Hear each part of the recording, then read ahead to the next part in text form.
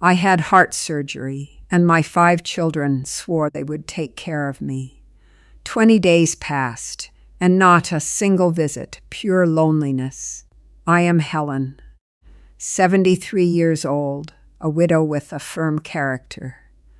They thought I was dying, but my signature will ruin their lives.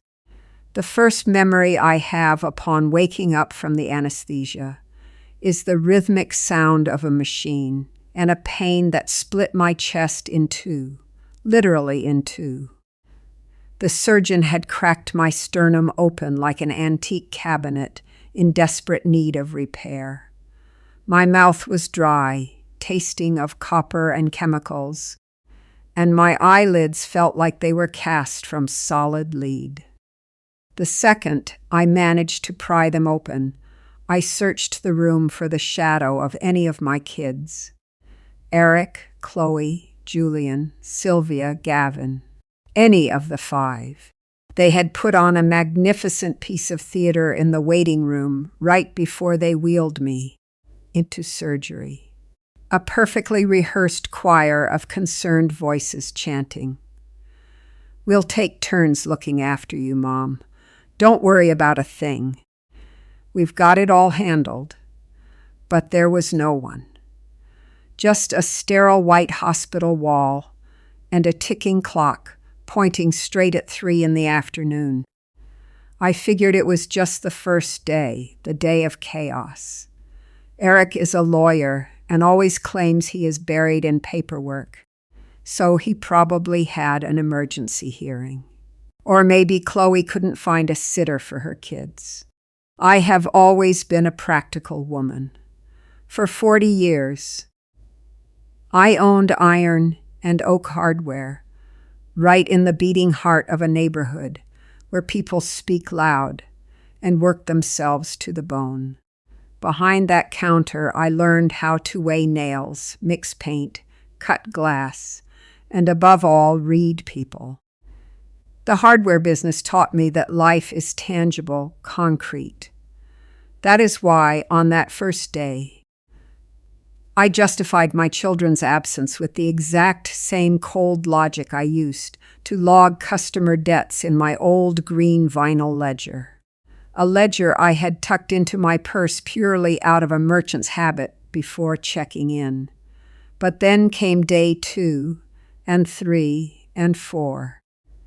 The pain in my chest flared like a hot coal every time I tried to draw a deep breath.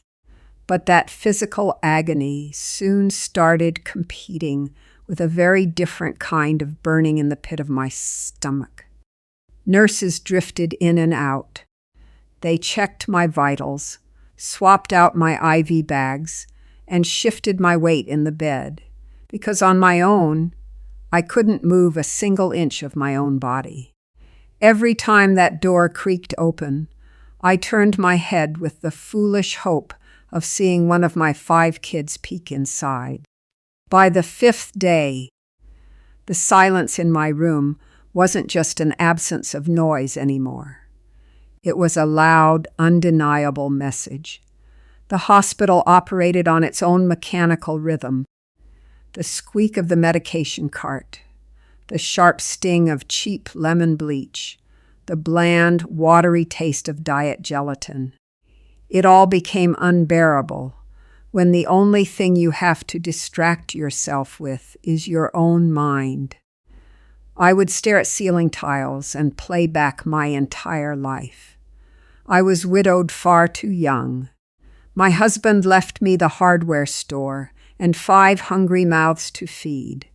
I broke my back, letting my hands turn into rough, grease-stained calluses just so none of them would ever go without. I sold my top-tier tools to pay for Eric's law school tuition. I bought every single appliance for Chloe when she got married, so she could start off in a proper home.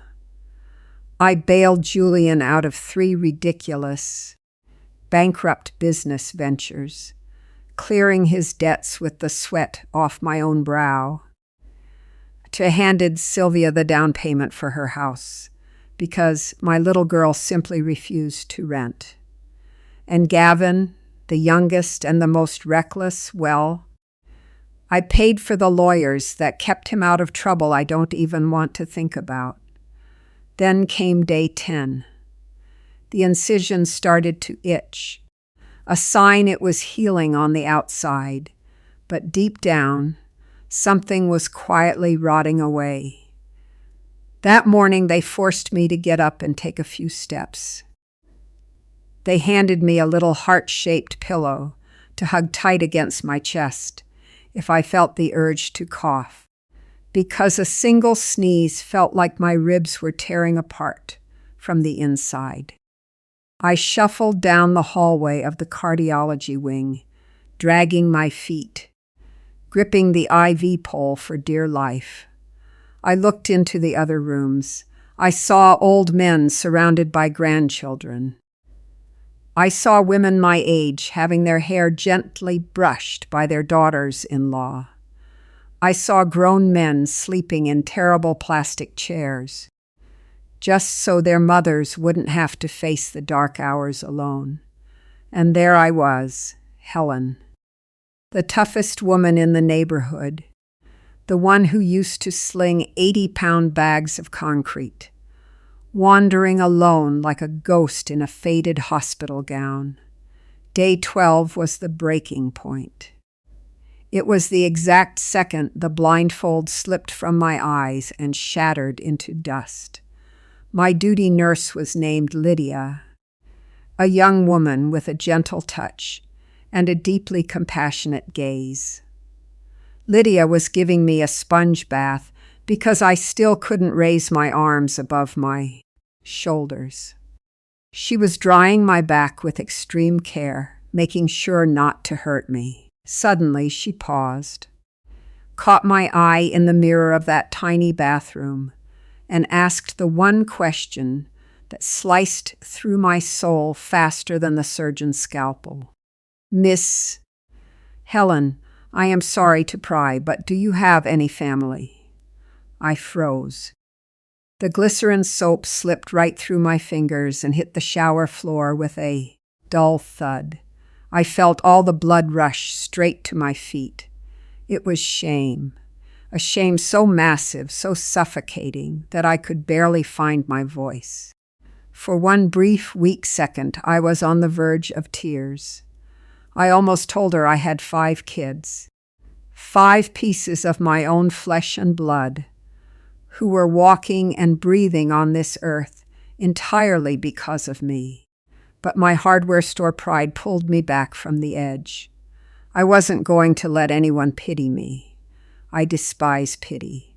Rust eats iron, and pity eats the human spirit. "I have 5, I answered, my voice thick with gravel as I stared at my own hollowed-out reflection in the glass. "But they are very important people, very tied up. I told them not to come. I don't like a fuss in hospitals." Lydia nodded quietly, but I saw it in her eyes. She didn't buy a single word of it. She knew the ugly truth. Nurses know everything. They see who shows up, who calls, and who walks away. That afternoon, when I got back to my bed, I asked for my purse. I pulled out my old green vinyl ledger and flipped straight to the middle pages. You wouldn't find inventory logs for screws or paint cans there. That is where I kept my kids' phone numbers, their birthdays, and a quick summary of the will I had drawn up a decade ago. 10 years back, right when the doctors caught my first heart murmur, I walked straight into Attorney Morales' office. I locked everything down tight. The big house in a neighborhood that's now worth a small fortune. The commercial lot for the hardware store, which I still owned and leased out. And my bank accounts. A lifetime of wearing old clothes, just so I could hand them the world. Everything was split into 5 perfectly even slices. 20% across the board, the blind justice of a mother. Sitting in that hospital bed, staring at my ledger, I ran my finger over every single name. Eric, Chloe, Julian, Sylvia, Gavin. I whispered them aloud, rolling the bitter taste of every syllable over my tongue. I finally understood the game. It was pure math. The cold, hard logic of the deeply selfish. If I died on that operating table, they would split the loot, cry for a few hours at the wake, and look like the perfect grieving children for the neighbors. If I survived, the hospitals would just process me until I was ready to leave, sparing them the dirty work of cleaning my wounds, listening to my groans, and losing sleep. They had essentially put me in storage, the way you drop off a busted toaster at a repair shop and just wait for the call, saying it is ready for pickup. Days 15 through 19 brought a terrifying mental clarity. The physical agony dialed back, but my brain shifted into a gear that frankly scared me. I stopped checking the door. I stopped waiting. The sadness washed right down the drain along with the soapy water from my solitary showers, and replacing that sadness was a new kind of heat. Dark, potent, and settling deep into my newly wired chest. It was outrage, pure, concentrated rage, a cold and highly calculated fury. I finally saw the invisible trap of getting old. When you age, your children start looking at you like an antique piece of furniture. They tolerate you. They dust you off every once in a while, but deep down they are just waiting for the day they get to inherit the mahogany. Then came day 20, discharge day. The doctor did his rounds first thing in the morning. He checked the scar line, listened to my chest with his stethoscope, and smiled. He told me my recovery was an absolute miracle for my age, that I had a remarkably strong heart. I told him silently that my heart was now made of stainless steel. He signed the release papers and told me I could finally call my family to come pick me up. They need to bring a wheelchair right up to the front doors, Helen. No sudden strains. And remember, absolute bed rest at home. You need someone to cook for you and assist you for at least 2 more weeks. I gave the doctor a polite nod of thanks. The moment I was alone in that room, I stared at the landline sitting on this nightstand. I could call them. I could dial Eric's number and tell him to come get me. I knew he would show up. He would feed me some cheap lie about a sudden business trip out of state, and then drive me home playing the grand savior. But I didn't touch the phone. With slow, millimeter-precise movements, I got out of bed, chest pulled tight, a dull ache reminding me my ribs had been sawed in half less than 3 weeks ago. I opened the little metal locker in the corner. There were my clothes, the exact same outfit I was wearing the day I checked in. A gray skirt, a button-down blouse, and my sensible low heels. It took me 45 minutes to get dressed. Every single button on that blouse was a brutal standoff against the pain. I had to sit on the edge of the mattress 3 different times just to catch my breath. I was breaking out in a cold sweat, but every time I felt like giving up, I remembered that hollow promise echoing in the waiting room. "We'll take turns looking after you, Mom." That one line fed me the brute strength I needed. I brushed my gray hair. I patted some powder on my face in front of the bathroom mirror. I was absolutely not walking out of this hospital looking like a victim. I grabbed my purse, double-checking that my green vinyl ledger was tucked safely inside next to my ID. When I stepped out into the hallway, Nurse Lydia spotted me. Her eyes went wide and she rushed over. "Miss Helen, what are you doing out of bed? Is your family here? Let me go grab a wheelchair." I raised a single hand to stop her. It wasn't an aggressive gesture. It was pure authority. The exact same authority I used to run my hardware store. "No, Lydia. My family isn't here, and they aren't coming. I don't want the chair. I am walking out of this building on my own 2 feet." She tried to argue. She started rattling off hospital policy. The risk of fainting, the danger of the stairs. I tuned her out. I marched down the long corridor of the cardiology wing, clutching my purse in one hand and pressing the other tight against my chest under my blouse. Every step was a triumph over my own frailty. The security guards down in the lobby gave me a doubtful look, but my expression must have been made of stone, because not one of them dared tell me to sit down.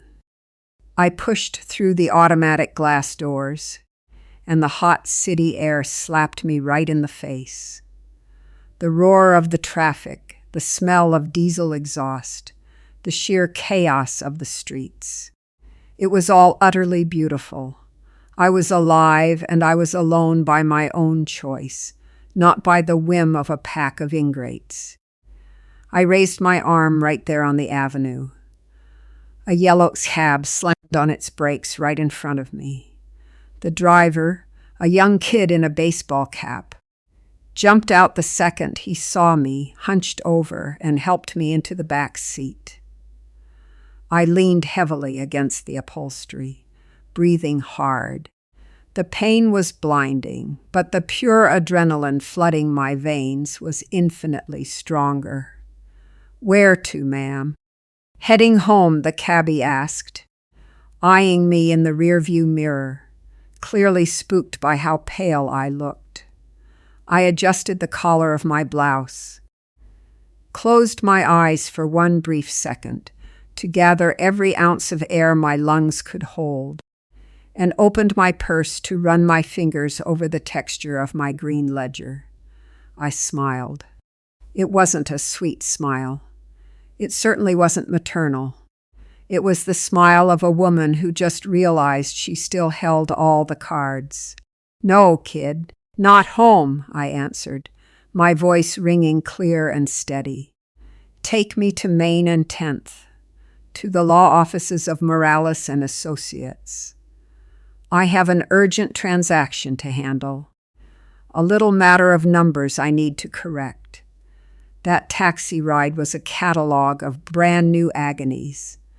Every pothole the driver failed to dodge, every sudden tap on the brakes sent an electric shock straight into my cracked sternum. I gripped the door handle with my right hand while my left pressed hard against my chest, desperately trying to keep my own bones in place. The kid driving kept glancing at me in the rearview mirror, his eyes wide and his eyebrows knit together. He probably thought I was going to drop dead in his back seat and completely ruin his shift. I held his gaze through the glass and gave him a short, sharp nod to tell him to keep his eyes on the road. I wasn't going to die. Death and I had already settled our accounts in the operating room, and now it was my turn to settle accounts with the living. I looked out the window. The city was moving at its usual frantic pace. I saw women hauling groceries, office workers sprinting with coffee cups in their hands, teenagers laughing on street corners. I realized the world doesn't stop to wait for anyone, much less the elderly. In this society, the second past 70, you become transparent. You are a roadblock in the bank line. You are a nuisance in traffic. You are an old piece of furniture taking up space in your own family's house. Aging is an invisibility cloak nobody ever asks to wear. They strip away your voice. They strip away your authority. They assume that just because your skin wrinkles, your brain must be shrinking too. My 5 kids had fallen right into that exact trap.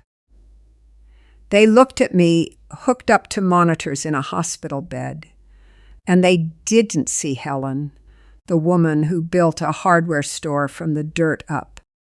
They saw an inheritance about to vest. They saw an unattended checkbook. We pulled up to Main Street. I told the driver to stop in front of a gray building with a severe facade and heavy oak doors. It was Morales's firm.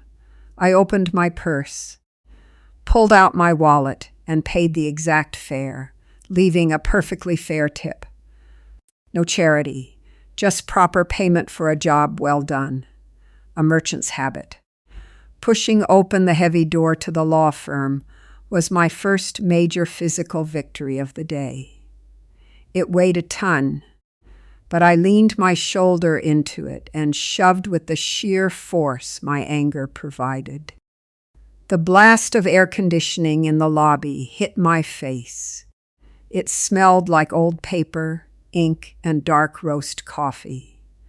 The receptionist, a young girl with bright red fingernails, looked up from her monitor. The moment she saw me, her look of absolute boredom snapped into pure panic. I knew exactly what I looked like. I was pale as chalk. I was hunched over. I was wearing clothes that had been wrinkled in a hospital locker for 20 days, and my breathing carried a harsh, rattling wheeze. "Ma'am, are you okay? Do you want me to call an ambulance?" the girl asked, jumping up from her desk. "I don't want an ambulance, kid. I want to see Mr. Morales. Tell him Helen, the owner of Iron and Oak Hardware, needs to speak with him right this second, mister. Morales is reviewing some deeds, ma'am. You don't have an appointment. Tell him I am here." I cut her off, dropping my voice into that deep, gravelly register I used when collecting from deadbeat contractors. "And tell him, if he doesn't see me in 3 minutes, I am taking my entire portfolio to the firm across the street." The girl swallowed hard, nodded fast, and vanished down a hallway. She wasn't gone 60 seconds before she came rushing back, with Attorney Morales right on her heels. He had aged too. Less hair, more gut, and thick reading glasses hanging around his neck. But he was still the same razor-sharp lawyer who helped me close on my first commercial lots 40. Years ago, when he saw me, Morales stopped dead in his tracks. "Good God, Helen," he gasped, practically jogging over to me. "What are you doing here?" "Eric told me 2 weeks ago. You were in critical condition, that you barely survived the surgery. He told me they were by your side at the hospital day and night." A dry laugh sounding exactly like rough sandpaper on wood scraped out of my throat. The effort hurt like hell, but I couldn't hold it back. Eric always had a spectacular imagination for fairy tales, Morales. "Take me to your office. I need to sit down, and we have a mountain of work to do." Morales offered me his arm. I leaned on it just enough to keep from collapsing onto his carpet. We walked into his private office, a massive room paneled in mahogany, with bookshelves crammed full of thick legal binders. I dropped into a heavy leather chair right across from his desk. The sheer relief of letting go of my own body weight was indescribable.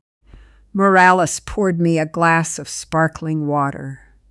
I took a tiny sip, straightened my posture, and pulled the green vinyl ledger out of my purse. I dropped it onto his desk with a heavy thud. "Boot up your computer, Morales. We are going to shred a document and draft a brand new one today."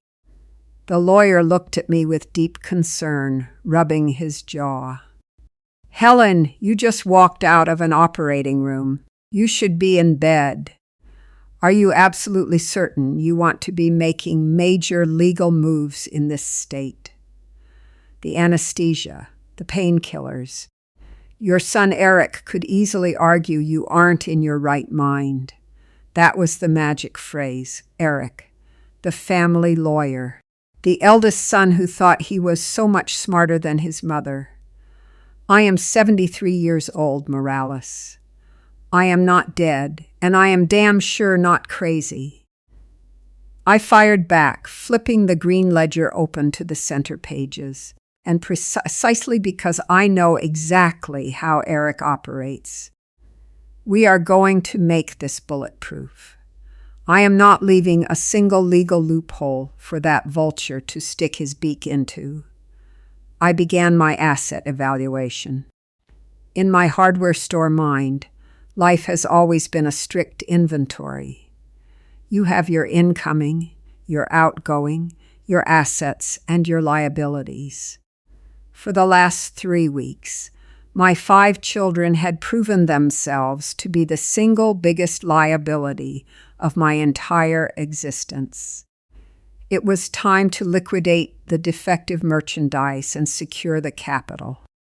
Start typing, Morales. Asset number 1, the house in Fairview Heights.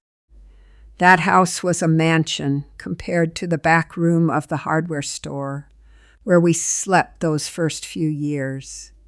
It had 5 bedrooms, a massive backyard, and premium finishes.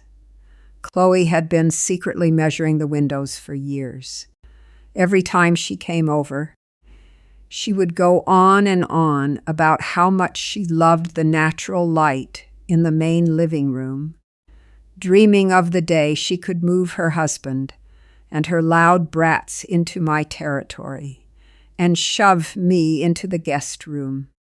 "The house is no longer being split 5 ways," I dictated, planting both hands firmly on the open ledger.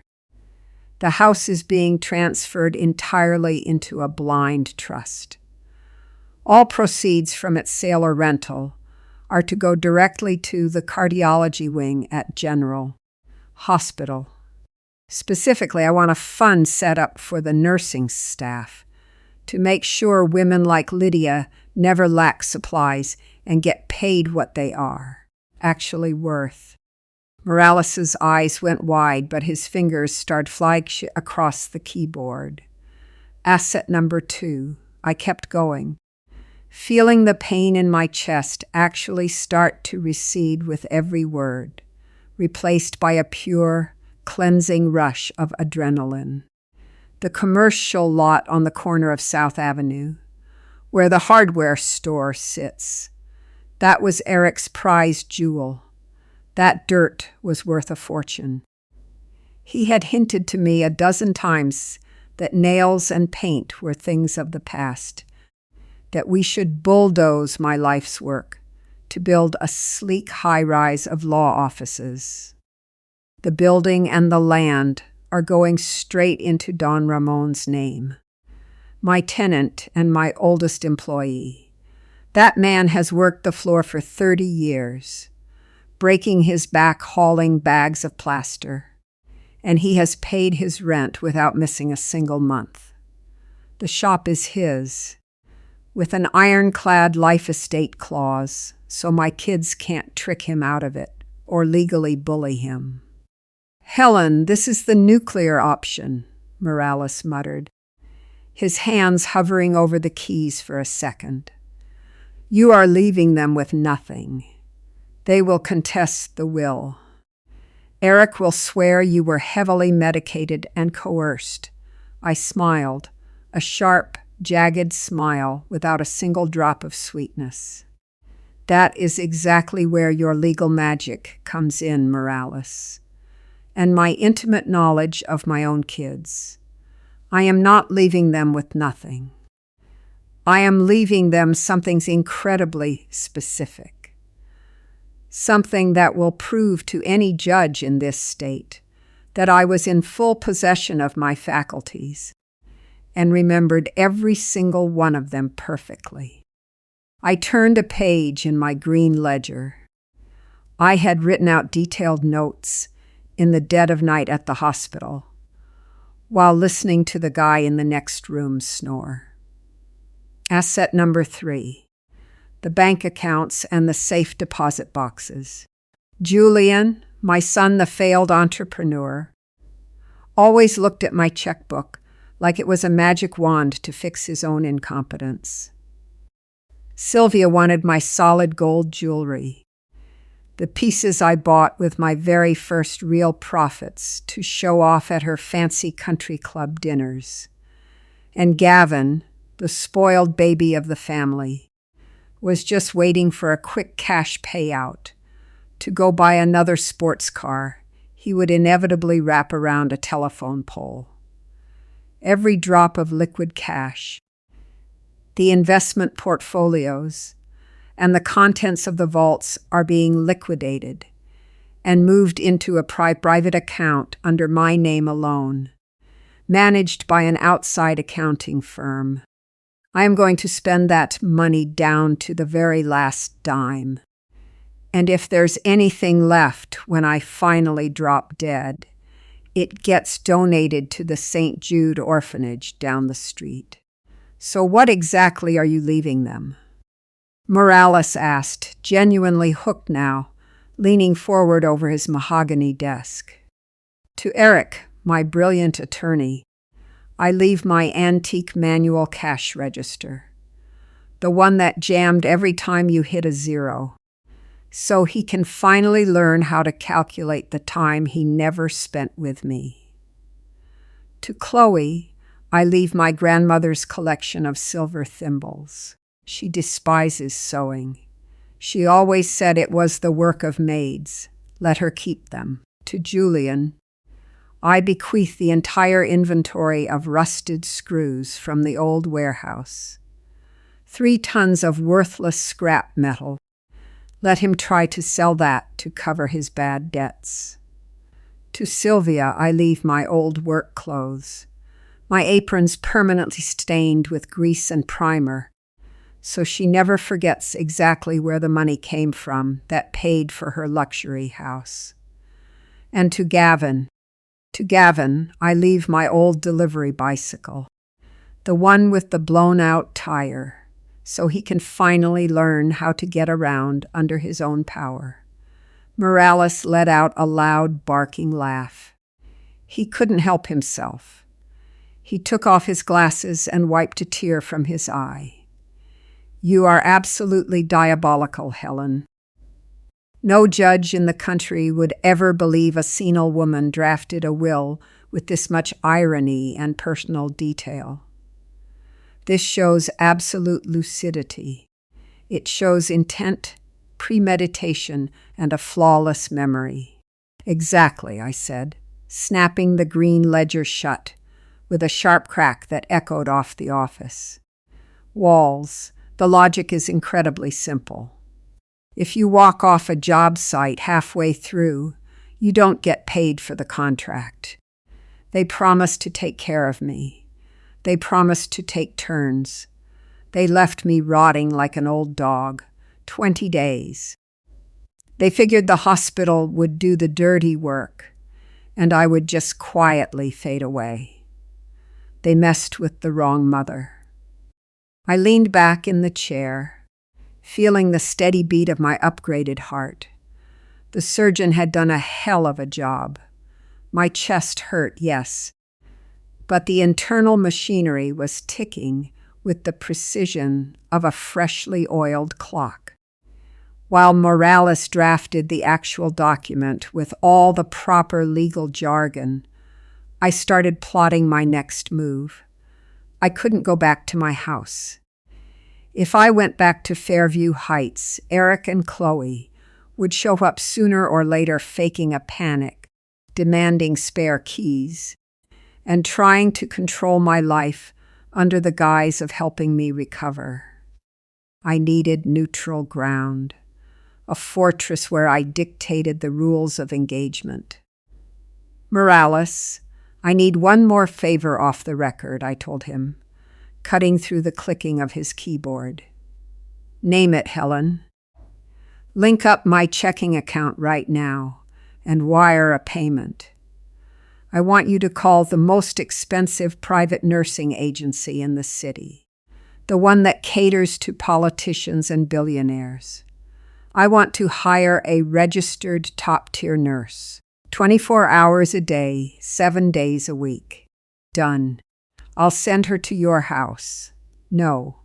Call the Grand Empire Hotel, the one right across from Central Park. Book a double suite under my name for an entire month.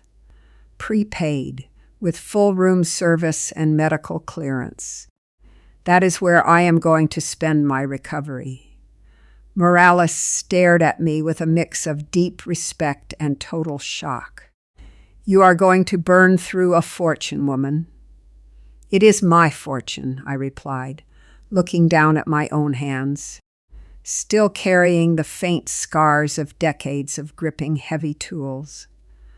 I spent 40 years breathing concrete dust and smelling like paint thinner, so those 5 ingrates could live like royalty.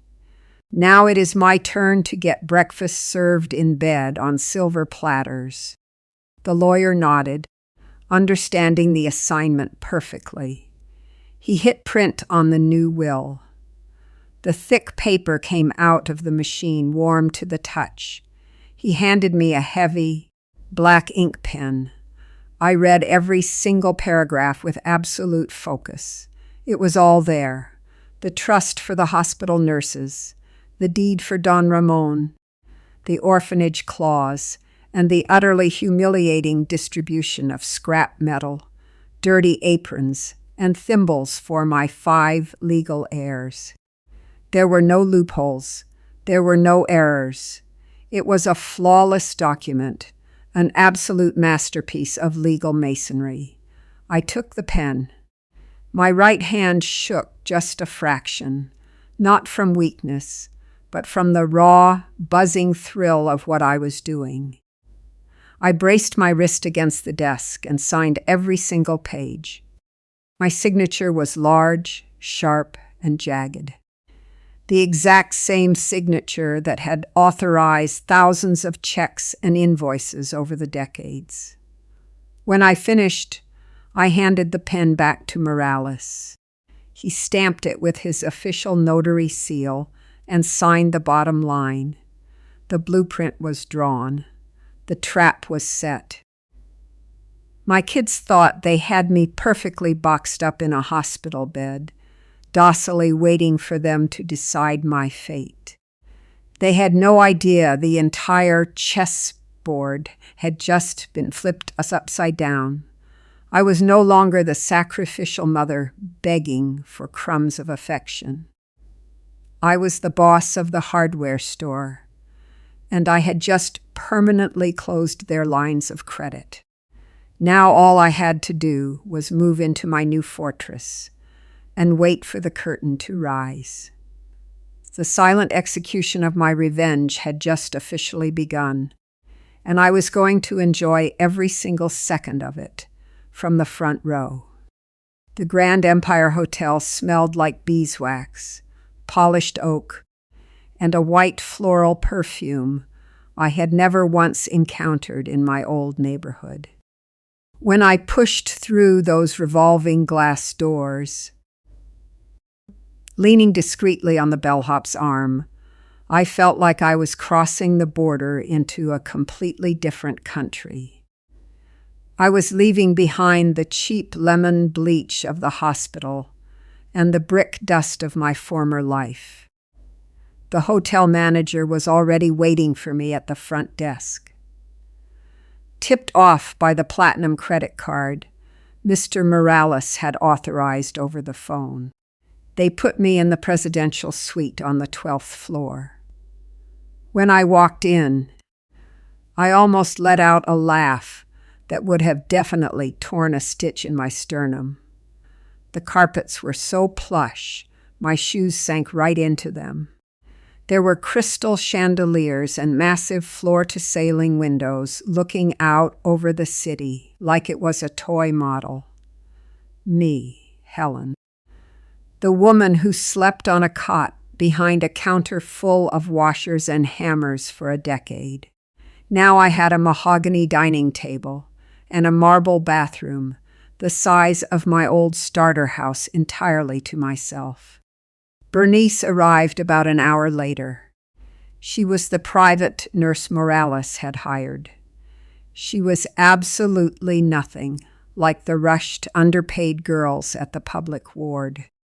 Bernice was in her 50s, with military posture, a spotless white uniform, and a medical bag that looked like it belonged in a movie.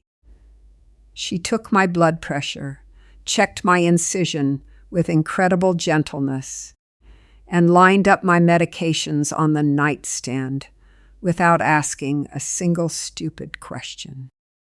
She didn't look at me with pity. She looked at me like I was the boss, and that was exactly what I needed. Miss Helen, my job is to make sure you do not lift a single finger unless it is absolutely necessary, Bernice told me, settling me into a deep green velvet recliner. I am going to bathe you.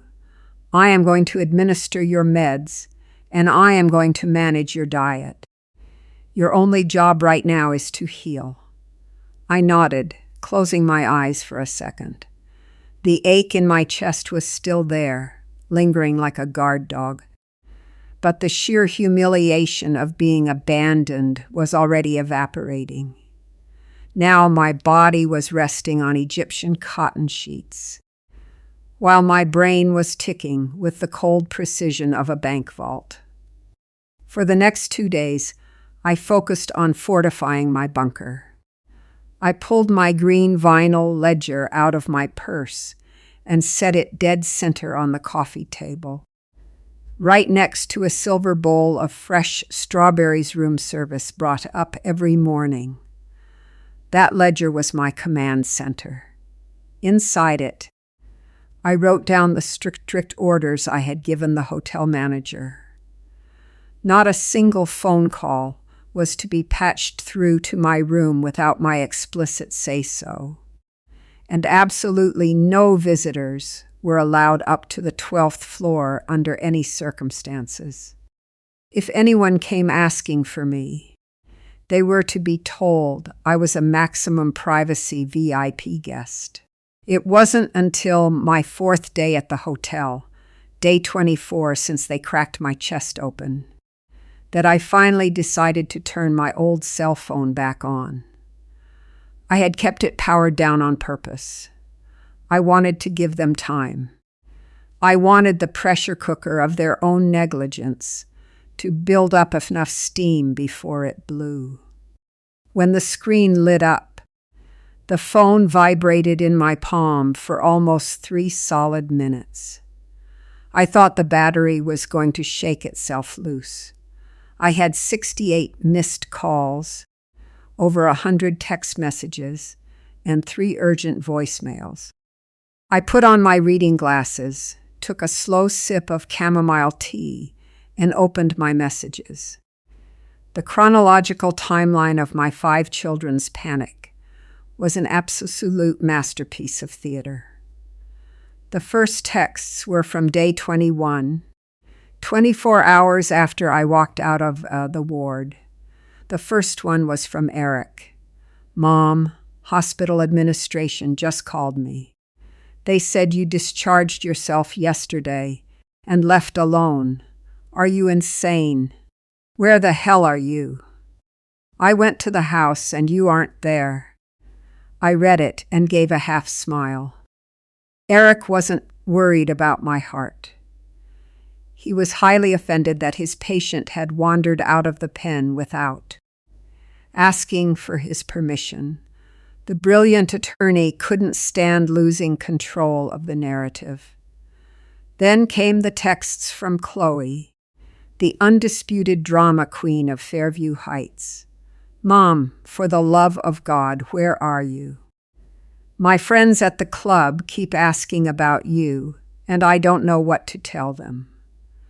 You are embarrassing me. Julian went to look for you at the hardware store, and Ray slammed the security gate right in his face." Ah, my loyal Ray. I had called him from the hotel phone to give him a heads up. I told him if my kids showed up snooping around the shop, he should play deaf and blind. The old floor manager, who knew me better than my own flesh and blood, just laughed and said, "You got it, Helen." I wouldn't give those leeches the time of day. I kept scrolling down the screen. The tone of the texts shifted dramatically as the hours dragged on. They went from annoyed to confused, and from confused to raw, unfiltered terror. The specific terror of heirs who can't locate the body or the final will. Sylvia, my spoiled little girl with her expensive dresses and jewelry, had left a voice note sobbing hysterically. "Mommy, please pick up.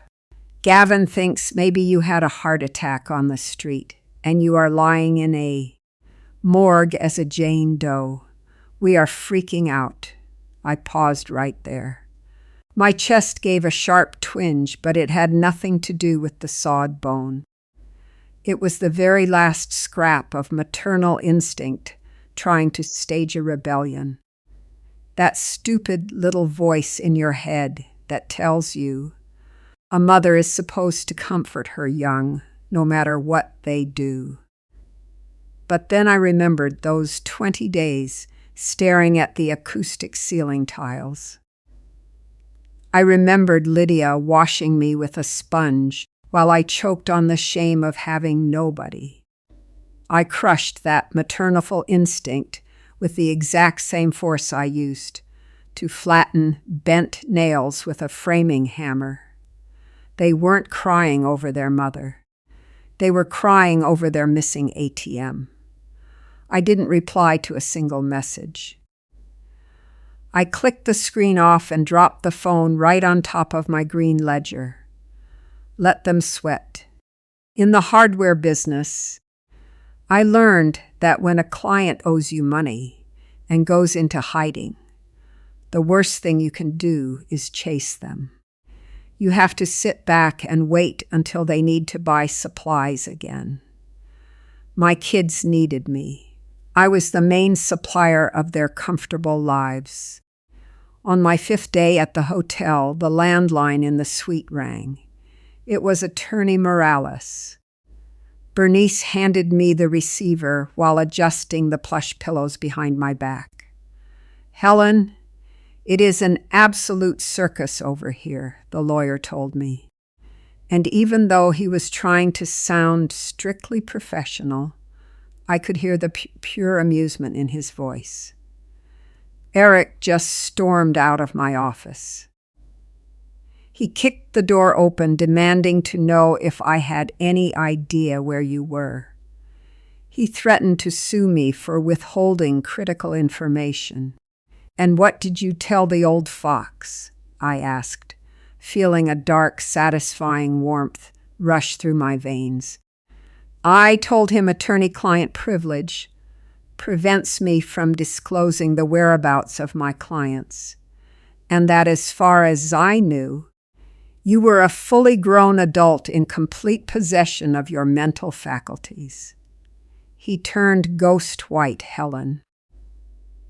He started stammering that you were incapacitated from the surgery, that someone must have kidnapped you to steal the real estate. He demanded I produce the most recent copy of your will. I hope you showed him the door. I absolutely did. I told him if he didn't leave the premises, I was calling building security. But watch your back, Helen. Eric isn't stupid. He is already pulling strings. A colleague tipped me off that Julian and Gavin are bouncing around the local banks, trying to freeze your accounts, claiming severe senile dementia. I let out a laugh so hard I had to bear down on the little heart-shaped pillow Bernice had given me to protect my ribs. Let them try, I replied, wiping a tear of pure joy from the corner of my eye. All the liquid capital is already sitting in the blind trust, locked down by the accounting firm. My old personal checking accounts have maybe $50 left in each of them. They are going to slam face first into a brick wall. Thanks, Morales. Keep me posted. I hung up the phone. The chess match was hitting its peak. My strategic moves were turning like perfectly greased gears. My kids were crashing into each other, desperate, hunting for money that was no longer where they thought it was, hunting for a docile mother who no longer existed. But I knew total anonymity wouldn't last forever. I had deliberately left a tiny, shiny piece of bait for them to find whenever I decided the time was right. Gavin had always had read-only access to one of my backup credit cards, the one I used to auto-pay the electric bill at his apartment. I hadn't canceled that specific card. And just the night before, I had asked Bernice to go down to the luxury boutique in the hotel lobby and buy me 3 Italian silk robes, swiping that exact piece of plastic. The charge was going to pop up on Gavin's banking app sooner or later. It was my 7th day at the hotel, almost a full month since my open-heart surgery, when the bomb finally went off.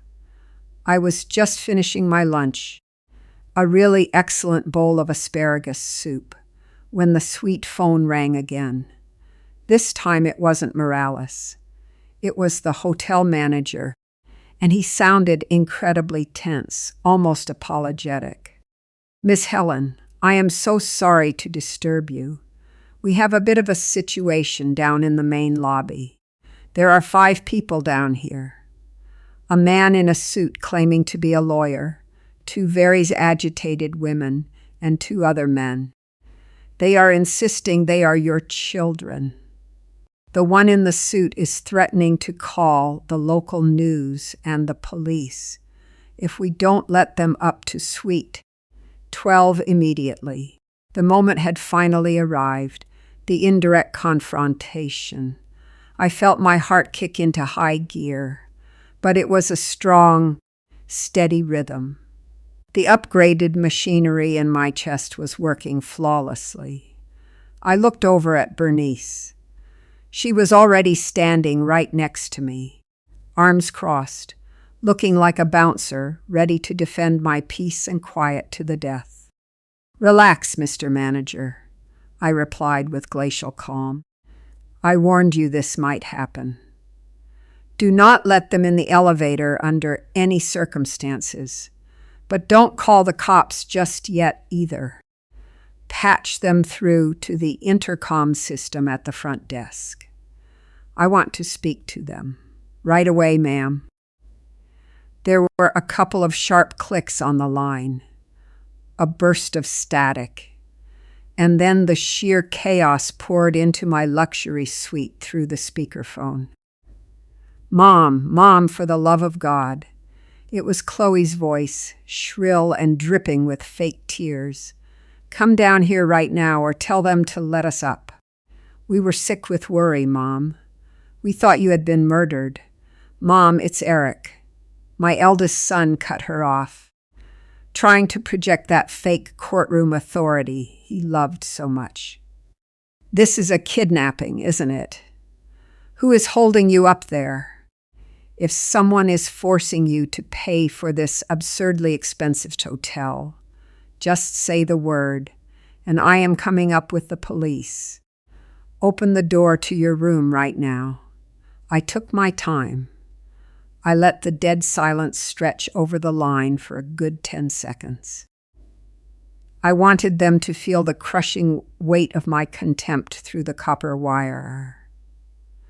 I leaned toward the speakerphone, resting my elbows right on top of my green ledger. "Nobody kidnapped me, Eric," I said, dropping my register so I sounded like the low rumble of thunder right before a storm hits. "I am sitting here entirely of my own free will, paying the bill with my own money. The money I made selling nails and concrete while all of you slept in until noon. Mommy," Sylvia sobbed in the background, "why are you doing this to us? We went to the hospital to take care of you and you were gone." "Bullshit," I barked. The shout sent a spike of pain through my ribs, but it was a deeply liberating, cleansing pain. I was a lump in that bed for 20 days. 20. I kept a tally in my ledger. Nobody called. Nobody showed up. Lydia, a nurse who doesn't share a drop of my blood, washed my back while you vultures carved up my real estate in your heads. "Ma'am, please calm down. You are going to put too much strain on your heart." Bernice whispered right beside me, resting a gentle hand on my shoulder. I held up one finger to tell her I had it under control. "Mom, are you confused from the anesthesia?" Eric pushed, lowering his voice, slipping into that patronizing tone people use with toddlers or mental patients. "You had major surgery. You are having a paranoid delusion. Please, just tell the manager to give us a key card. We are going to take you back home to Fairview Heights. I will handle everything." There it was, the exact same phrase from the waiting room. "I will handle everything. You are never setting foot inside my house ever again, Eric," I declared, hammering every single syllable like I was driving a steel spike. I paid a visit to my lawyer before checking in here. I reviewed my inventory, and I decided my capital is no longer going to fund a pack of ungrateful parasites. The line went dead silent. I could picture their faces down in the lobby perfectly. I could see Gavin breaking out in a cold sweat, Chloe completely forgetting to fake cry, Julian running the math on his debts, Sylvia clutching her fake pearl necklace, and Eric suddenly realizing that the brick wall he just slammed his car into was me. "What did you do, Mom?" Julian asked, and his voice was actually shaking. "Not from sadness, from pure terror. I executed justice, kid. Pure math and simple logic. Now listen to me very closely, all 5 of you. If you even try to step foot in that elevator, the manager has strict orders to have hotel security throw you out on the street. And if you try to make a scene in the press, or if you try to challenge my mental competency in court, I will personally buy a full-page ad in the Sunday paper and publish exactly how many times I saved you from bankruptcy, and exactly how you left me to rot in a public hospital ward." "Mom," Gavin tried to say, but I cut him off at the knees. "The hardware store is permanently closed to all of you, and so are family visits. Go back to your houses and learn how to work for a living." Without waiting for a single response, I slammed the receiver down. The heavy click echoed through the quiet suite. I leaned back against the plush green velvet of the recliner. Bernice was staring at me with wide eyes, gripping the blood pressure cuff in her hand, like she had just watched a building collapse. and wasn't sure if the dust was going to settle. I ran a hand through my gray hair, taking slow, deep breaths. I felt the thick scar line right through my silk blouse. The surgeon had cracked my chest and fixed the physical muscle. But it was me, with my green vinyl ledger and my ruthless memory, who had finally welded a stainless steel padlock onto my own life. The silent execution was over. The open war had officially begun, and I had all the heavy artillery sitting on my side of the table. The silence that filled the suite after I hung up the phone was thicker than quick, dry cement. Bernice, her eyes still wide as saucers, stepped up quietly and wrapped the blood pressure cuff around my left arm. I felt the nylon band inflate, squeezing tight against my wrinkled skin. The nurse checked the little digital readout and let out a long, almost comical sigh of relief. It was absolutely perfect, 120/80. Not a single spike. 10 minutes later, the hotel manager called up to confirm my 5 kids had cleared out of the lobby. He told me, with a hint of professional gossip that I deeply appreciated, that they walked out screaming at each other. Eric was shoving Gavin. Chloe was sobbing hysterically and ruining her expensive makeup. And Julian kicked one of the large potted plants by the front door before peeling out in his car. The wolf pack had finally realized the sheep pen was completely empty, and now they were turning around and biting each other out of sheer frustration. For the next 3 days, I just sat back and watched their house of cards collapse from the absolute comfort of my Egyptian cotton sheets. I didn't even need to leave the suite to know that the panic had turned into a raging wildfire in their lives. My green vinyl ledger had the exact billing dates of their financial dependencies meticulously logged. It was the end of the month, collection season. On Tuesday, the lead accountant from the new firm called to let me know the secondary credit cards has been successfully frozen. I pictured Sylvia sitting in the dining room of her exclusive country club, her face burning bright red when the waiter politely informed her the plastic was declined. On Wednesday, all the automated wires transfers were officially killed. Julian must have gotten the alert from his bank that the mortgage payment on his empty warehouse had bounced for insufficient funds. And on Thursday, Eric discovered that the joint account he used as a slush fund for his law firm's entertainment expenses, which was actually just my hardware store profits, had been legally drained and wired directly into my private trust. The phone harassment started up again, but this time there were no arrogant demands or legal threats in the voicemails. It was pure, unadulterated desperation. The cash faucet had been violently shut off and rusted over permanently.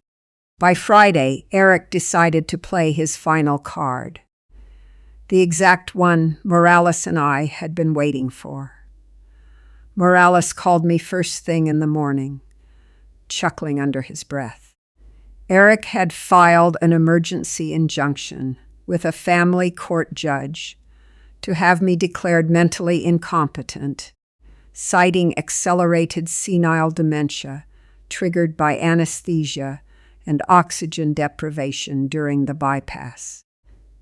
He demanded the immediate nullification of any recent power of attorney and petitioned to be named my legal guardian for my own protection. If I had been the exact same woman from a month ago, the one waiting for a bedside visit in the ward.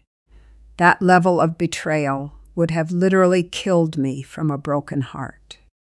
But the new Helen just felt a massive shot of pure adrenaline. I gave Morales his marching orders. That very afternoon, a highly respected forensic psychiatrist, hired by the accounting firm, walked into my hotel suite. He ran me through memory tests, logic puzzles, mental math, and spatial orientation. We sat there for 2 hours discussing the fluctuating market price of rolled steel and the nuances of commercial lease laws. When we were done, the doctor signed a certificate of mental competency, so rock solid you could have used it to anchor a skyscraper. I wasn't just sane. I was sharper than half the people walking around the city. With that piece of paper locked and loaded, Morales executed the next phase of the operation. He sent formal legal summons to all 5 of my children's homes. He ordered them to attend an emergency estate update meeting on Monday morning at 10 sharp.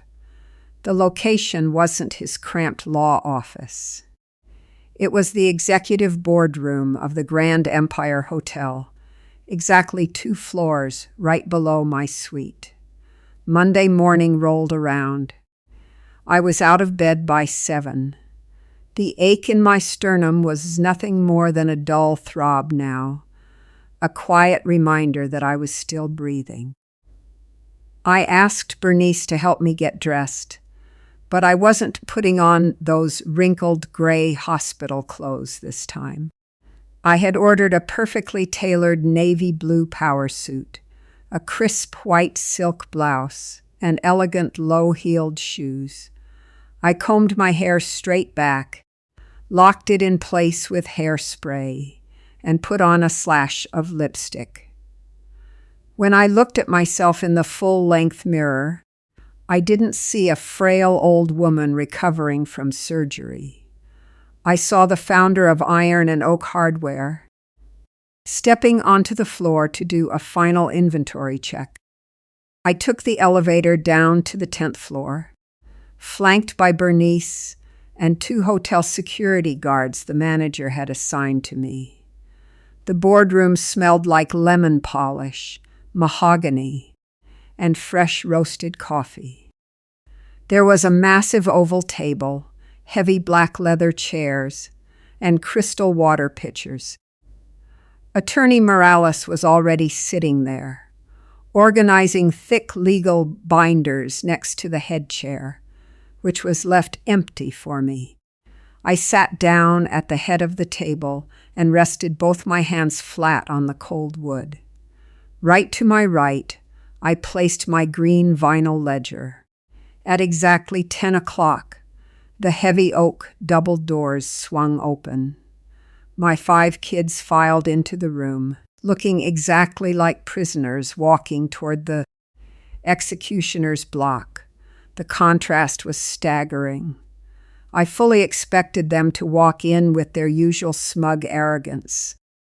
But a week of financial terror and the fear of the unknown had completely withered them. Eric had dark bags under his eyes, and his tie was crooked. Chloe was literally chewing on her fingernails, a service habit she hadn't done since she was in grade school. Julian was sweating through his shirt. Sylvia kept her eyes glued to the carpet, her face puffy from crying. And Gavin looked like a grounded teenager desperately looking for a place to hide. When they saw me sitting there, sitting bolt upright and looking like a ruthless CEO, all 5 of them froze dead in the doorway.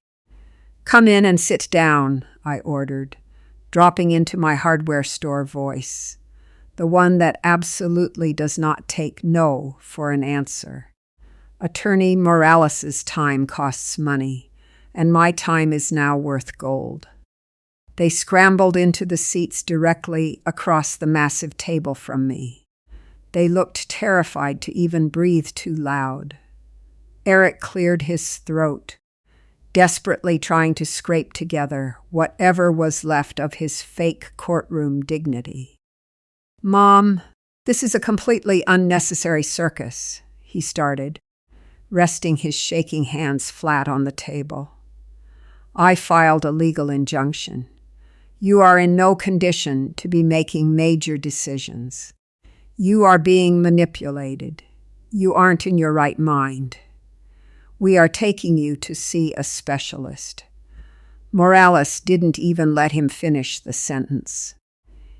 He slid a copy of the forensic psychiatry evaluation across the polished wood until it bumped right into Eric's fingers. Helen was fully evaluated this past Friday by Dr. Valenzuela, a court-appointed psychiatric expert, counselor, Morales said, flashing a razor-thin smile. "The official ruling is that your mother possesses a cognitive capacity well above average for her age demographic. Any further attempt to have her declared incompetent will be treated as a frivolous lawsuit, and we will countersue for emotional distress and defamation. Now shut your mouth and listen." Eric scanned the document, and the very last drop of color drained out of his face. He tried to swallow, but it looked like he was choking on dry sand. "I called you all here today. I took over, locking eyes with every single one of them, moving down the line, because uncertainty is terrible for digestion, and I do not want you harassing Ray down at the shop or throwing temper tantrums at the bank tellers. You have been formally notified that my entire estate is now under the management of a blind trust, and I want you to hear, directly from my mouth and in front of my lawyer, exactly how the inheritance you were so desperate to collect while I rotted in that hospital has been divided up." Chloe let out a strangled, choked sob. "Mommy, don't say that. We were going to take turns, but things came up. The kids, the school runs." I raised one hand and the room went dead silent again. I flipped open my green ledger. Item 1, the house in Fairview Heights. The one you were constantly measuring for custom drapes, Chloe. My daughter looked up, a tiny flash of hope in her eyes for a fraction of a second. That property has been irrevocably transferred to a charitable foundation run by General Hospital. The rental income generated by that house will pay the salaries of 20 registered nurses, women who actually know how to clean a wound and fetch a glass of water without complaining about it. The house is gone. It belongs to the hospital. Chloe slammed both hands over her mouth and started crying for real. Fat, heavy tears of absolute defeat. The castle of her suburban social life had just been bulldozed. Item 2. The commercial lot and the building for iron and oak hardware, I continued, locking my sights straight on Eric. That prime real estate you wanted to tear down to build your glassbox law firm, Eric. He clenched his jaw, bracing for the hit before it even landed. I gifted it to Don Ramon with an ironclad life estate clause. He has been the sole legitimate owner since last Thursday. The deeds are already filed with the county. If any of you ever set foot on that property to demand so much as a single screw, he is going to have you arrested for trespassing. That man broke his back for me for 30 years. He earned the bricks you vultures were planning to sell to the highest bidder. Are you out of your mind? Eric exploded, jumping out of his chair and slamming his hands on the table. That land is worth millions. That is the family legacy. You are stealing what is rightfully ours. The only rights you ever had were permanently revoked on day 12 of my hospital stay. When the duty nurse looked at me and asked if I was an orphan, I roared, standing up right along with him, completely ignoring the sharp pull in my chest. My voice bounced off the mahogany walls with enough force to make them physically flinch. Everything inside that hardware store, and every single dollar in my accounts, I built with my own 2 bare hands, hauling sacks of plaster at 6 in the morning while you brats were sleeping in warm beds. Do not ever talk to me about your rights, you parasites. Eric collapsed back into his chair, utterly humiliated, crushed under the weight of the absolute truth. Bernice took protective step forward, but I gave her a gentle wave to stand down. I sat back down, smoothing out the skirt of my suit. Item 3, Morales chimed in, taking the wheel so I wouldn't spike my blood pressure. All investment portfolios, bank accounts, and safe deposit boxes have been fully liquidated. The entire capital reserve is now sitting in a private trust dedicated exclusively to the medical and personal care of your mother. When she passes away, if there is a single dollar left over, it will automatically transfer to the St. Jude Orphanage. Not a single one of you is listed as a financial beneficiary.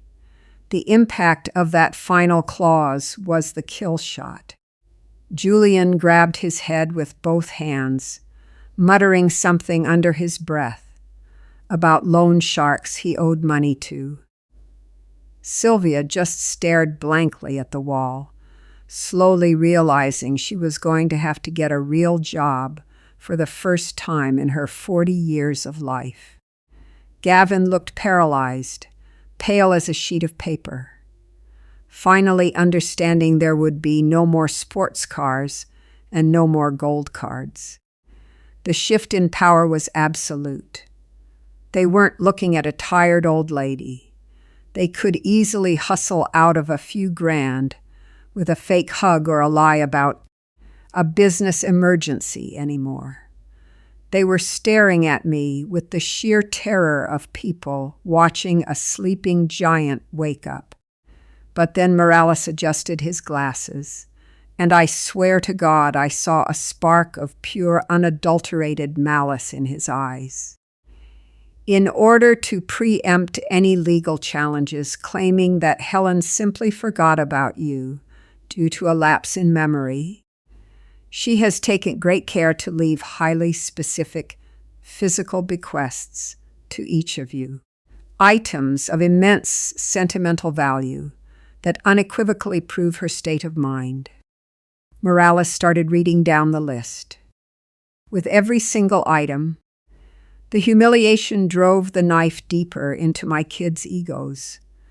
When he read that Eric was getting the jammed antique cash register so he could learn to calculate lost time, my eldest son squeezed his eyes shut and swallowed hard, his arrogant lawyer pride completely shattered.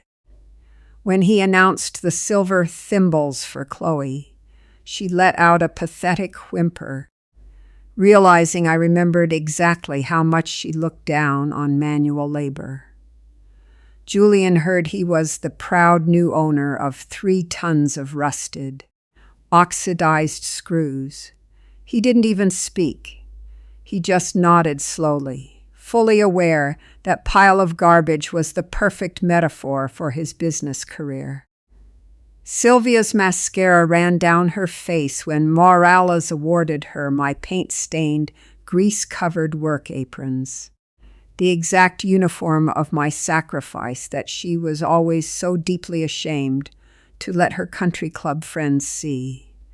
And Gavin, the eternal spoiled brat, actually started sobbing like a toddler when he found out his grand inheritance was the old delivery bike with the blown-out tire.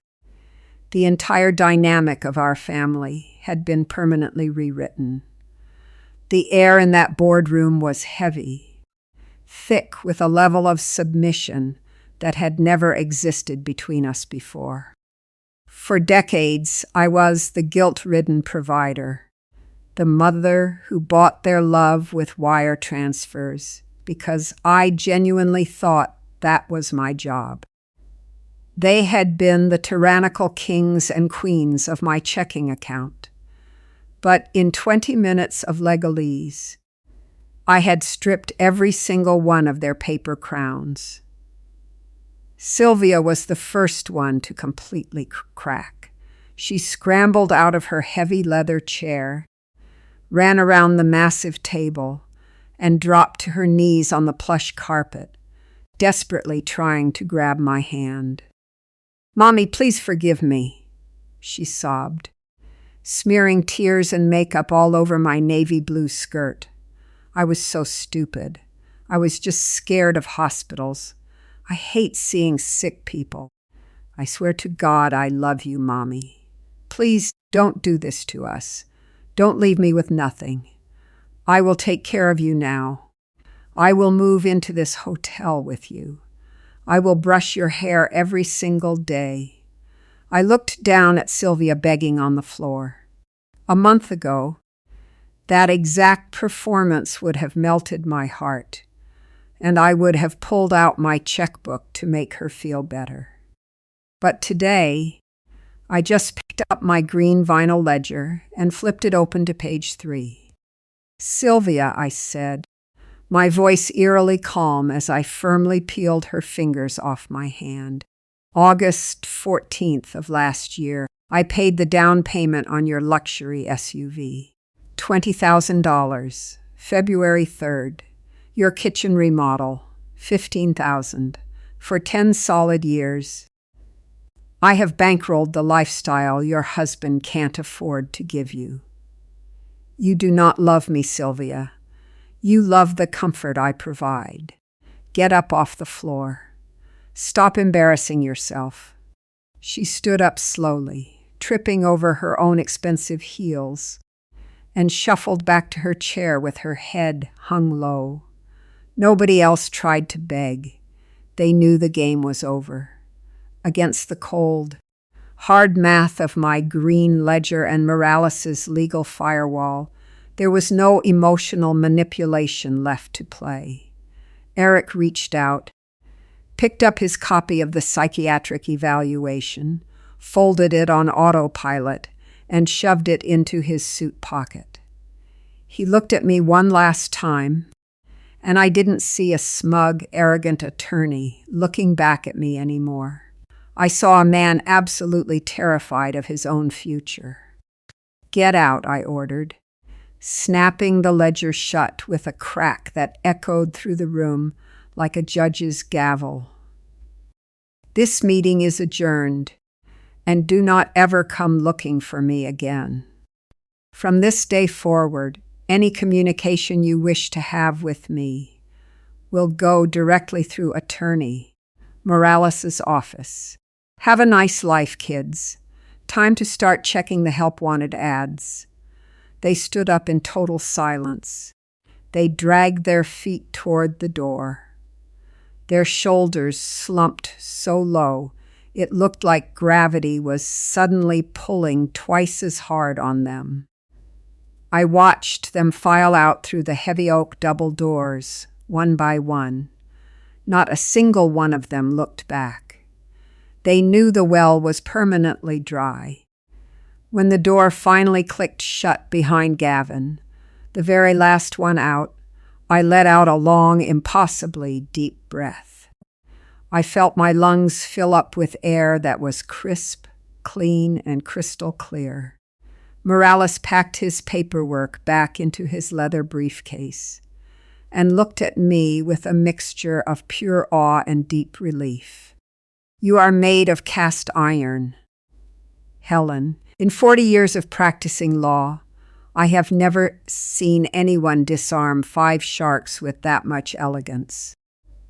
I smiled at my old friend and rested my hand right over my silk blouse. My physical heart was beating strong thanks to the surgeon, but my steel heart had been forged by my own children's neglect, and absolutely nobody was ever going to break through that armor again.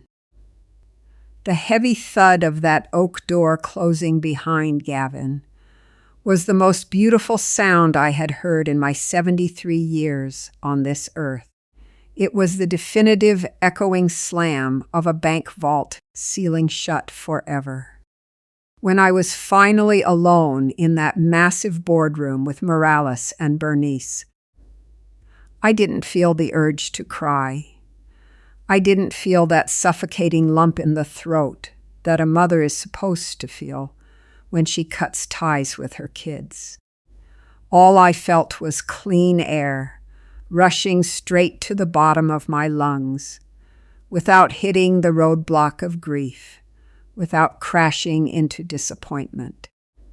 My sternum still gave me the occasional sharp twinge, but the bone was knitting back together, and it was healing the exact same way 2 steel beams fuse under the blue flame of a blowtorch, growing thicker and infinitely stronger right at the scar line. The next 3 months at the Grand Empire Hotel became my actual recovery ward. I never turned that old cell phone back on. I had Bernice go out and buy me a brand new one, with an unlisted number that only she, Morales, and my lead accountant had. I tackled my healing process with the strict discipline of a construction foreman. I started doing laps down the carpeted hallways, then graduated to the main lobby, and finally started taking long walks through Central Park right across the street. I learned how to actually enjoy the silence. I realized the world is packed with incredible things when you aren't carrying the dead weight of 5 irresponsible adults on your back. I started buying clothes I actually liked, instead of just gray skirts designed to hide dirt and grease stains at the shop.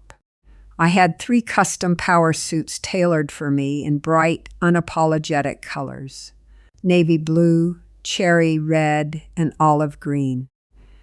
Getting older doesn't mean you have to wear a uniform of depressing colors.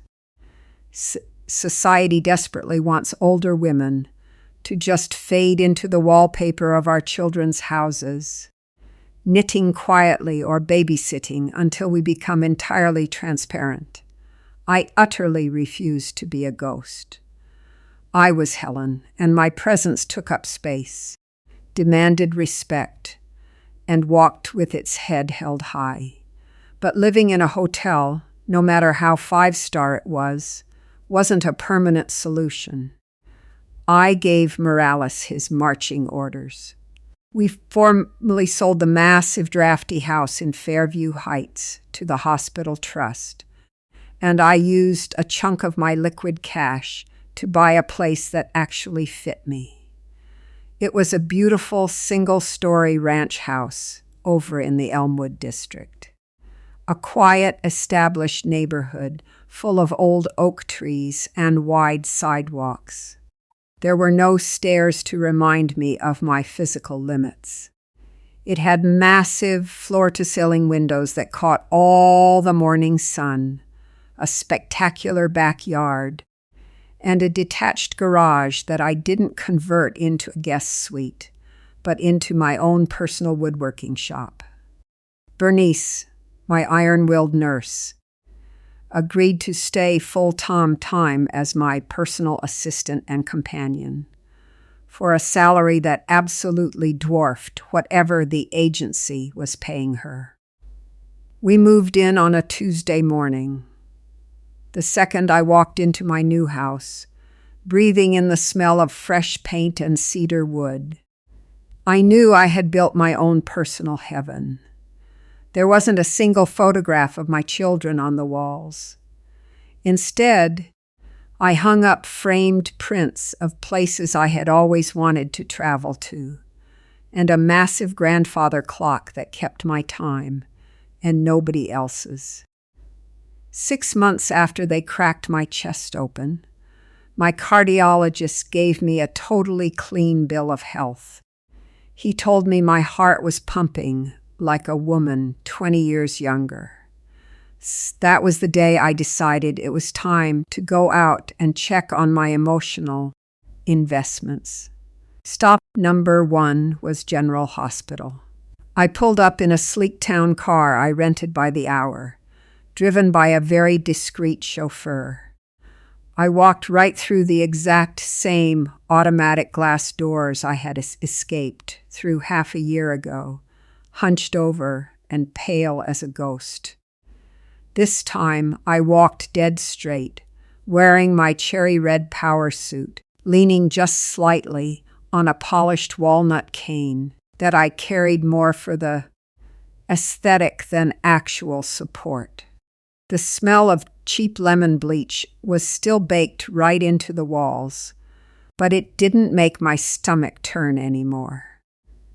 I took the elevator up to the cardiology wing. The hospital director, a bald guy with round glasses, was waiting for me in the hallway right alongside the head of nursing. When they saw me, they greeted me with a level of respect that bordered on worship. The Helen Trust had been fully funded and operational for 4 months. They walked me down the hall to a space that used to be a dark, damp storage closet. Now the door had a gleaming brass plaque on it. When I pushed it open, I was looking at the brand new nurse's break room. It had ergonomic reclining chairs, a full kitchenette with commercial-grade espresso machines, brand new microwaves, oversized lockers, and private bathrooms with high-pressure hot showers. But the most important thing in that room wasn't the fresh paint or the expensive furniture. The most important thing was sitting in one of those recliners, drinking a glass of ice water on her 15-minute break. It was Lydia. When she saw me walk in, she almost dropped her glass. She jumped up, wiping her hands on her crisp white scrubs, staring at me like I was a literal miracle. I smiled, walked right up to her, and grabbed both of her hands. They were the exact same gentle, compassionate hands that had washed my back when I felt completely worthless. "Miss Helen," Lydia stammered, her eyes brimming with tears she was trying hard to hold back. "You look absolutely stunning. You look so healthy. All of this." Administration told us it was an anonymous donation from a former patient. But the second I saw the trust name on our monthly bonus checks, I knew it was you.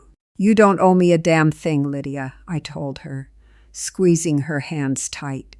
"In my line of work, I learned early on that the foundation is what keeps the whole building from collapsing. You girls are the foundation of this entire hospital. The surgeons get all the glory, but you are the ones cleaning up the blood, dealing with the terrible moods, and asking the exact right question at the exact right time. You gave me my dignity back with a simple bar of glycerin soap. This is just good business. I pay my debts." Lydia nodded, swallowing hard so she wouldn't break down crying in front of the other nurses. We shared a quick, genuine hug, without any of the fake theatrical drama I despise so much. I walked out of that hospital, knowing my money was finally doing exactly what it was supposed to do. rewarding the people who actually break a sweat. Stop number 2 was right in the heart of my old neighborhood, about 2 blocks down from the hardware store. I told my driver to idle outside a little diner that had a perfect view of the corner lot. I ordered a double espresso and sat right by the front window. From there, I could see the massive metal sign. It didn't just say Iron and Oak Hardware anymore. Now painted in bright, bold yellow lettering, it read Iron and Oak Hardware, Ray and Sons. The brick facade had been power washed, completely stripped of the graffiti that used to cover it. Pallets of concrete mix were stacked with military precision right on the sidewalk, and right in the middle of it all was Ray. He was wearing his heavy canvas work apron, but the way he carried himself was totally different. He wasn't the floor manager looking down at his boots when a customer walked in anymore. He was the boss. I watched him barking orders at 2 young kids unloading a flatbed of rebar. I watched him dealing with a general contractor, pointing confidently, laughing out loud. The guy looked like he had dropped 10 years off his age. I didn't cross the street. I didn't go over to say hello. There was absolutely no need to. Crashing someone else's victory lap is just bad manners.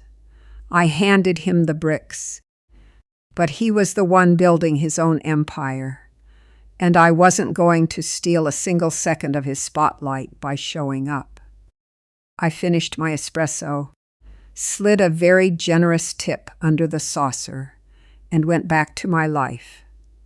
The renovation of my world was almost entirely complete, but the ledger wouldn't be perfectly balanced until I knew exactly what happened to the defective inventory I had cleared out. That was Morales's job. My lawyer came over to the house on the first Friday of every month. We would sit out on the back patio. Bernice would make us fresh mint lemonade using herbs from my own garden, and Morales would give me the detailed casualty report like he was reading the morning paper. I would just sit there and listen while I sanded down small blocks of wood for the birdhouses I was building in my shop. They couldn't do a damn thing, Helen. Not a single thing. Morales told me one crisp October afternoon, chuckling as he swirled the ice in his glass.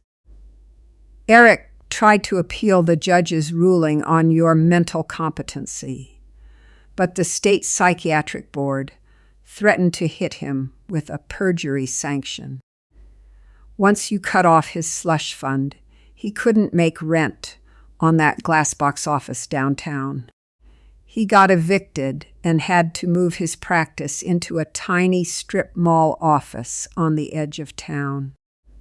Word on the street is he is handling quickie divorces and fighting traffic tickets just to keep his kids in private school. I blew the sawdust off a small piece of cedar, nodding calmly. The brilliant legal mind was finally learning how to practice law in the trenches, where the real money is made. And Chloe, I asked, picking up a finer grit of sandpaper. Chloe is the laughingstock of her country club. Since the Fairview Heights house went into the hospital trust, her husband had to take out a high-interest loan just to rent a decent apartment. Chloe has been liquidating her designer bags and Italian shoes online just to make ends meet. Last week, somebody spotted her at the grocery store clipping coupons. Apparently, they had to let the housekeeper go, and she finally had to learn how to operate a washing machine. I smiled. I am sure those silver thimbles I left her were looking real pretty sitting on a shelf in her maidless apartment. Julian actually got a job, Morales continued, and that piece of news actually surprised me enough to make me put the sandpaper down. Once he lost your safety net to fund his $1 million pipe dreams, the loan shark started breathing right down his neck. He ended up taking a job as a night shift floor supervisor at a plastics factory. He punches the clock at 10 p.m. and gets off at 6 a.m. I hear he lost the beer gut and constantly has bags under his eyes, but he hasn't asked for a single loan in 3 months. Well, look at that. Turns out he actually knew how to work a shift when he didn't have Mommy's mattress to cushion his fall, I noted, taking a slow sip of my lemonade. Sylvia is a whole different story, Morales said, pushing his glasses up his nose. Her husband threatened to file for divorce the second her credit card started bouncing. Terrified of losing her zip code, she started baking artisanal cakes in her kitchen and selling them to her rich friends. And take a wild guess what she wears so she doesn't ruin her expensive clothes. My old canvas work aprons, I finished the sentence, feeling a deep, rumbling laugh bubbling up in my chest. Exactly, the grease and paint-stained aprons you willed her. She was mortified at first, but apparently her snooty clients think it gives her baking business a rustic, authentic vibe. The woman spends 12 hours a day fighting with flour and a hot oven. I leaned back in my wicker rocking chair, watching the late afternoon sun cast a golden glow over the bougainvillea in my yard. The outcome was absolutely flawless, a kind of poetic symmetry that not even a Hollywood screenwriter could have plotted out better. We are missing one, Morales. What about the baby of the family? What about Gavin? Morales let out a loud, booming laugh that came straight from his gut. He is the best one of the bunch, Helen. Gavin lost his sports car a week after the boardroom meeting because he hadn't made the insurance payments, and the bank repoed it. He locked himself in his apartment, severely depressed, until he literally ran out of groceries. One afternoon, Ray saw him walking up to the hardware store. He dragged himself in, head down, looking totally defeated. He came to collect his inheritance. Ray rolled out the old delivery bike with the blown-out tire and handed it over. Gavin sat right there on the curb, patched the inner tube himself with a $2 repair kit, and rode off. He works for a food delivery app now. He is out there getting sunburned, sweating through his shirt, dodging city buses in traffic just to make rent. I sat in total silence for a long time. I listened to the birds chirping in the yard and the soft, rhythmic scrape of the sandpaper against the wood in my hand. I didn't feel an ounce of pity. I didn't feel a shred of guilt. I felt the fierce, undeniable pride of a business owner who finally watches her absolute worst investment start turning a profit, even if she had to beat it out of them. I didn't ruin them, Morales, I said finally, looking my lawyer dead in the eye. I gave birth to them a second time. Only this time, I did it without anesthesia, without coddling, and without an open checkbook. I ripped the blind folds off their faces the hard way. I taught them that money doesn't grow on the branches of a family tree.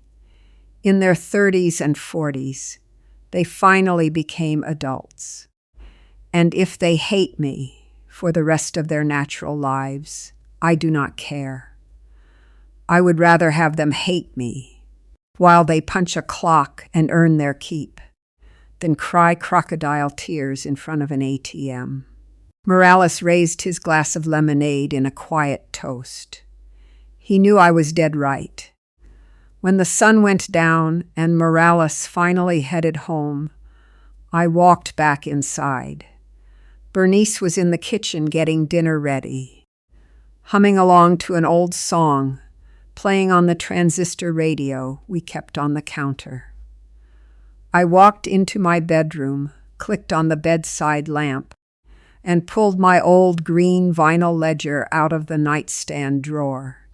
I opened it up, the center pages, the ones holding my kids' phone numbers, the notes from the old will, and the daily tally of my abandonment in the hospital, were staring right up at me. I grabbed a thick black hat pen. With hard, heavy strokes, I drew a massive X across every single one of those pages.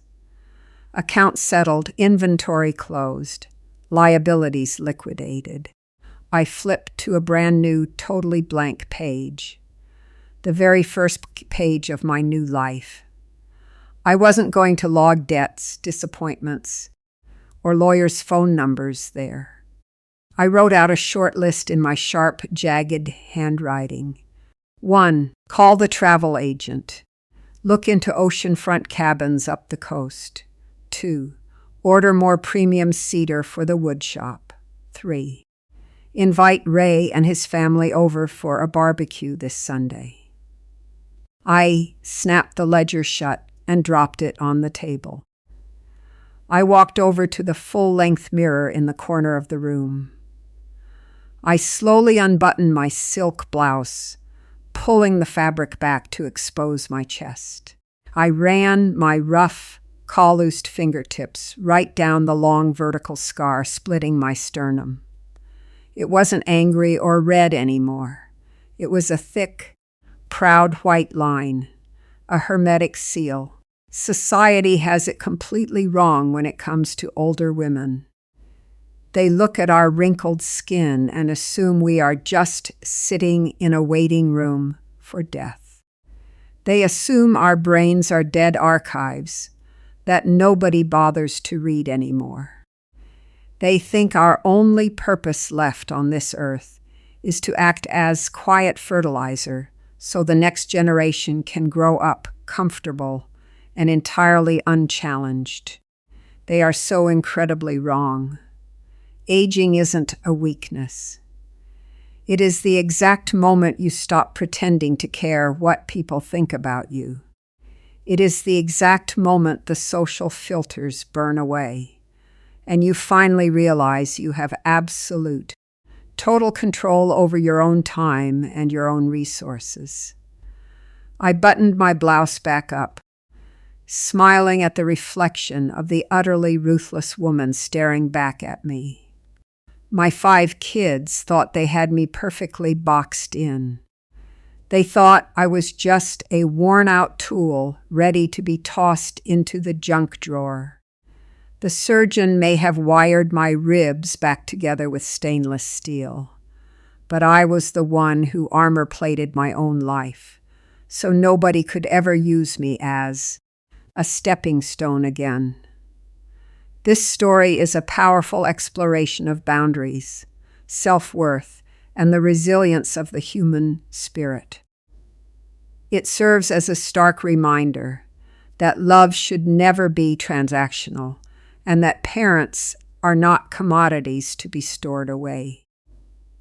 Please note that the following story and narrative are purely educational, intended to illustrate the importance of emotional intelligence, setting healthy boundaries, and fostering genuine relationships. The reflection on Helen's journey from a hospitalized, neglected mother to an empowered, independent woman, is a profound transformation that speaks to the core of human dignity. For decades, Helen defined her worth through what she could provide: financial support, stability, and constant sacrifice, only to find that when she needed connection the most, her children were absent. Her realization that her children viewed her as a busted toaster, waiting for pickup, is a heartbreaking yet common reality for many who tie their identity solely to utility rather than mutual respect. The primary lesson here is the necessity of self-respect. Helen learned that by overfunctioning and shielding her children from the consequences of their actions, she had inadvertently raised people who lacked empathy. Her decision to reclaim her life, her finances, and her future was not an act of malice, but an act of restoration. She realized that by enabling their selfishness, she was failing both them and herself. True love requires accountability. By forcing her children to face the reality of their own lives without her constant subsidy, she provided them with the only opportunity they had to truly grow up and become functional, independent adults. Personal perspective and human value. In my view, aging should be a period of liberation, yet society often treats elders as burdens, stripping them of their agency just when they have the most wisdom to offer. Helen's story is a testament to the fact that it is never too late to redefine your boundaries, regardless of how ingrained the family dynamic has become. We must understand that being a parent does not obligate one to be a perpetual source of funds or a silent victim of neglect. Human connection requires an active, two-way street of emotional investment, not just biological ties. When we demand respect and set clear boundaries, we are not pushing people away. We are creating space for healthy, authentic interactions. If someone only values you for what you provide, they never truly valued you at all. This realization is painful, but it is the prerequisite for building a life that is genuinely your own, rather than a life lived for the convenience of others. By choosing to prioritize her own well-being and moral standards over her children's expectations, Helen transformed her tragedy into a masterpiece of self-actualization. Disclaimer: the story provided above is a work of fiction created for educational and illustrative purposes only. It is intended to explore themes of resilience, personal boundaries, and personal growth. Any resemblance to real persons, living or dead, or actual events is purely coincidental. The actions taken by the characters in this story are for narrative purposes and should not be considered professional, legal, or psychological advice. Always consult with qualified professionals regarding family disputes, legal matters, or healthcare decisions.